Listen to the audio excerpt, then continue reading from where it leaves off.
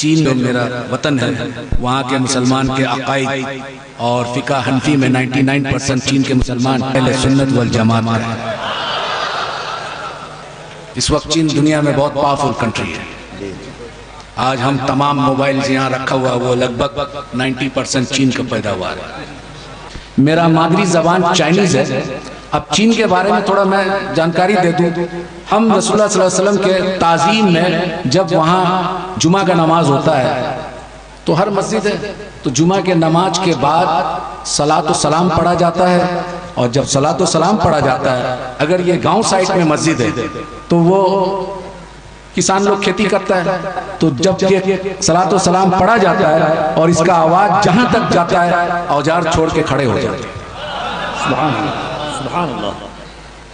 میں ایسا تعظیم دنیا کے کسی بھی مختلف علاقوں میں سفر کا حاصل کیا لیکن دیکھا نہیں۔ آج سے 250 سال پہلے 4 بزرگ ہندوستان آئے تھے چین سے، ان کو سلسلہ نقشبندیہ مجددیہ میں بیعت کیے، خلافت دیے۔ ان 4 میں 3 امام تھے، تینوں کو اجازت و خلافت ملی۔ یہ 3 شخص جس کو خلافت ملی تھی ان کا نام ہے سید داؤد رحمت اللہ علیہ، شاہ کمال الدین نقشبندی رحمت اللہ علیہ، شاہ شمس الدین رحمت اللہ علیہ۔ یہ 3 خانقاہ 250 سال سے چین میں موجود ہے آج تک۔ میری تعلیم چائنا میں ہوئی۔ جب تمام تعلیم ختم ہو گیا، گریجویشن ہو گیا چائنیز زبان میں، تو میرا والد صاحب کہے کہ کیا بننا چاہتے ہو؟ Doctor, engineer? تو ہم نے کہا کہ ہمارے آب و اجداد کیا تھا، ہم اپنے دادا کے بارے میں زیادہ جانکاری نہیں تھا۔ بولے ہم سب نقشبندی سلسلہ کے تھے۔ ہمارے والد صاحب یعنی کہ میرا دادا شاہ کمال الدین نقشبندی رحمت اللہ علیہ، میرا والد صاحب کہے کہ وہ دین کا خدمت کیا، اس کا والد صاحب دین کا خدمت کیا۔ تو ہم نے کہا کہ جب اس خاندان سے ہم بلونگ کرتے ہیں تو پھر ہمیں دنیاوی تعلیم کیوں دی؟ دینی تعلیم کسی مدرسہ میں دینا چاہیے تھا۔ تو بولا کہ آقا علیہ السلام کا ایک مشہور واقعات ہے، حدیث نہیں ہے، کہ علم سیکھنا کے لیے اگر چین جانا پڑے، بس اس وجہ سے ہمارا تعلقات چین سے ہے، اور یہ آقا علیہ السلام کے زمانے میں بہت مشہور تھا، اس لیے ہم نے چین بھیج دیا تمہیں۔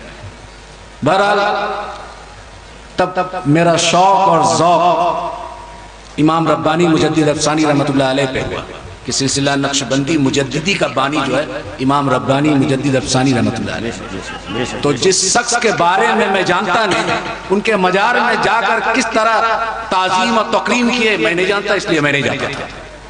پہلے اس شخص کے بارے میں جان لوں، پھر اس کے بعد تو میں اسٹڈی کرنے لگا، اردو پڑھنے لگا، پھر بہت جلدی پڑھا، کیونکہ جب شوق ہوتا ہے کسی لینگویج کو سیکھنے کے لیے تب اللہ تعالیٰ بھی مدد کرتا ہے۔ وہ دین کا معاملات تھا، تصوف کا معاملات تھا، تو بہت جلدی یہ مرحلہ ختم ہوئی۔ پھر بہت سارے عرب ممالک میں گیا دیکھنے کے لیے، مصر، سودان، ایتھوپیا، جتنا عرب ملک ہے۔ پھر اس کے بعد سینٹرل ایشیا گیا، جتنا 1991 میں ازبیکستان، کرگستان، سوویت یونین ٹوٹنے کے بعد اس حصہ میں مسلمان حنفی جا رہے ہیں، اب تو ترکی تک۔ جب دینی تعلیم پورا مکمل ہو گئی، اب ذوق اور شوق و تصوف کیا ہے؟ اور تصوف سیکھنے کے لیے سب سے پہلے آپ کو 2 چیز چاہیے۔ ایک آپ کو کامل مشائخ، جس کو ہم پیر صاحب کہتے ہیں۔ آج یہاں ایک بہت بڑے پیر محبوب علی شاہ رحمت اللہ علیہ یہاں آج ہم لوگ کو حاضری کا نصیب ہوا۔ وہ کون شخص تھے، کیا تھے جو دنیا بھول نہیں پا رہا ہے؟ وہ پوری زندگی تصوف کے بزرگ تھے۔ جب تصوف کے بزرگ سلوک کی راہ میں کمالات حاصل کر لیتے ہیں تو اللہ تعالیٰ ان کو اپنا دوست بنا لیتا ہے اور ولایت کے نعمت سے نواز دیتا ہے۔ تو انہی کے ایک ذوق اور شوق اور ایک روحانی نسبت ہمیں یہاں کھینچ لے کے آئی۔ وہ تبلیغ جماعت کے 16 آدمی تھے، آج تو تبلیغ جماعت چین میں بینڈ ہے، وہابی بینڈ ہے۔ صرف اگر چین کا سرکار اسلام کو قبول کرتا ہے تو وہ بولتا ہے کہ خانقاہ کے جیسا مسلمان بناؤ جو محبت پھیلاتا ہے۔